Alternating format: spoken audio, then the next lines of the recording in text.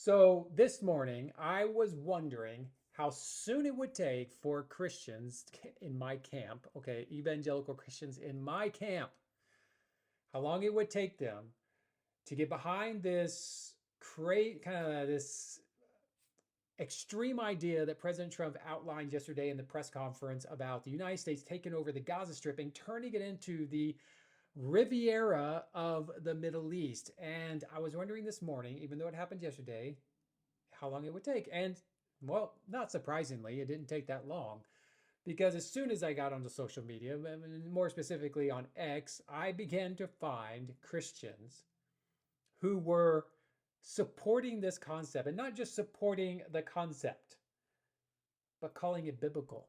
And biblical in the sense of it's biblical prophecy. Now, there's a couple of issues with this whole thing that I think is an issue just as a Christian. Okay. And this is not an issue as it has to do with our theological perspectives on Israel, on the land of Israel. It has nothing to do with that. Okay. This has everything to do with how we treat people. So the first issue is number one, it's not biblical prophecy for the United States to do this, whether one would call it a good idea or not. And here's why. I've been a Christian for 30 years, since 1995. May of 1995, I became a Christian for 30 years. And in 30 years, I've read books about end time prophecy. I heard a lot of sermons about end time prophecy. I even, whether good or bad, I read the Left Behind books, the Tim LaHaye Left Behind books, read them all.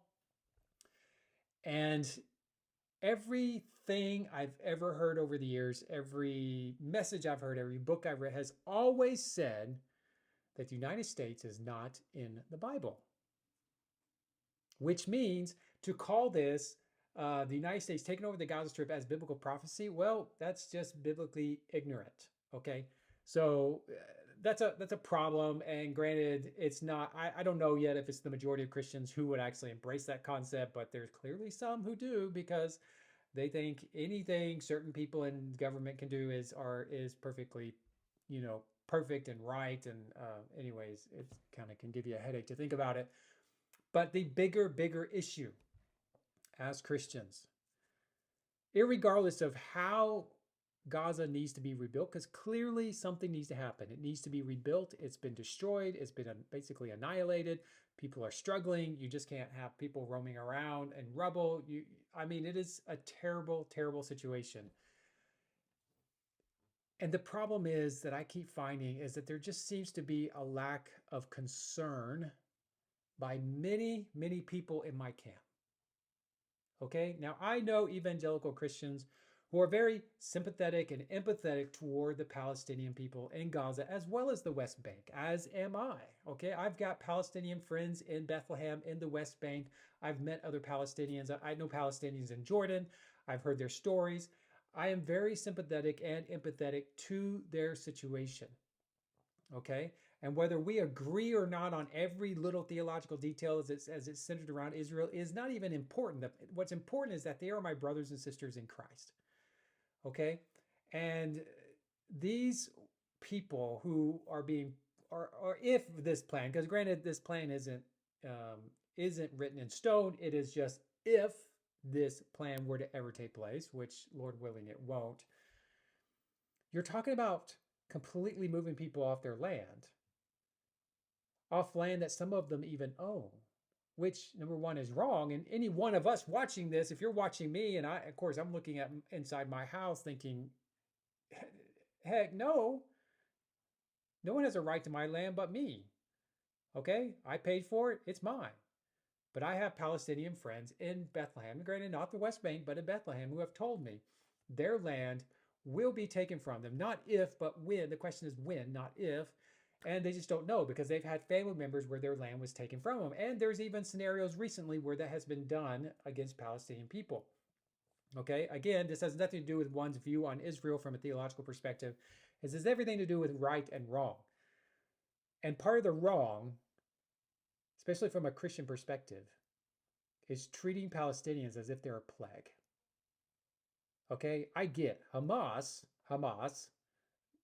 does not equal all Palestinian people. You can agree or disagree with me. I really don't care. Okay, put it in the comment sections if you think I'm an idiot. That's fine. But clearly, if you think that all Palestinians are evil, then you really aren't paying attention, and I bet you don't even know them. I bet you don't even know any. Okay? Because the fact is, there are many Palestinians who are not pro-Hamas. Now, Hamas itself, Hamas, the organization, Hamas, the members, is a problem. No question. Israel had every right to defend themselves from the October 7th attack. They had every right to go after Hamas without question.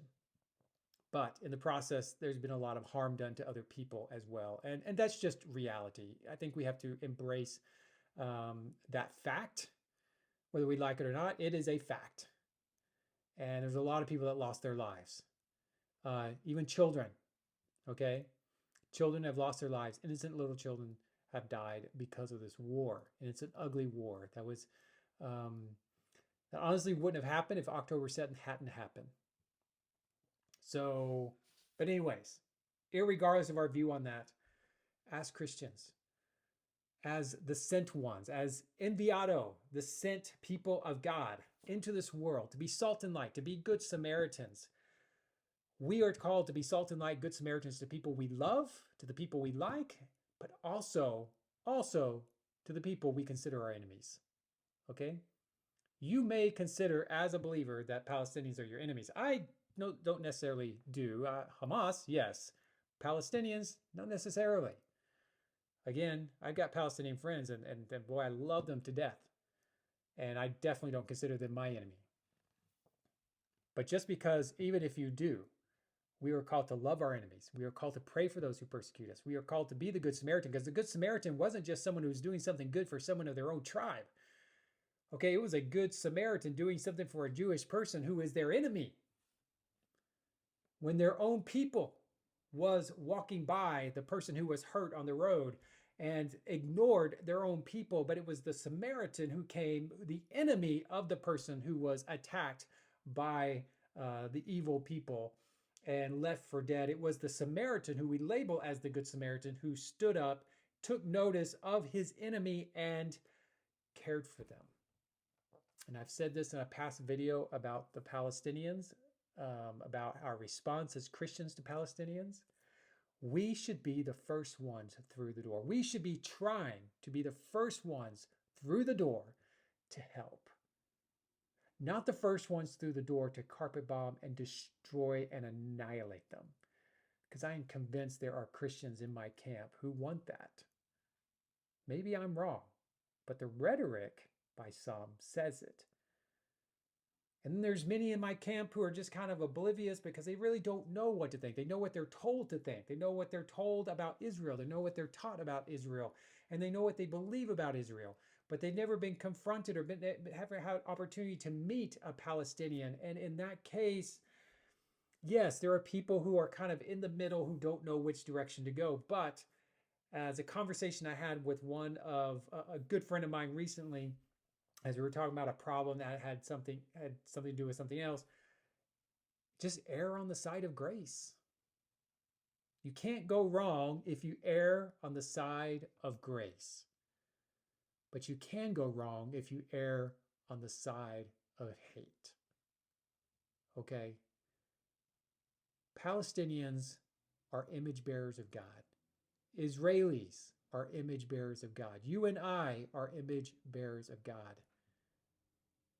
And I guarantee you, Christ wants us to love them, to care about them as we love and care about ourselves.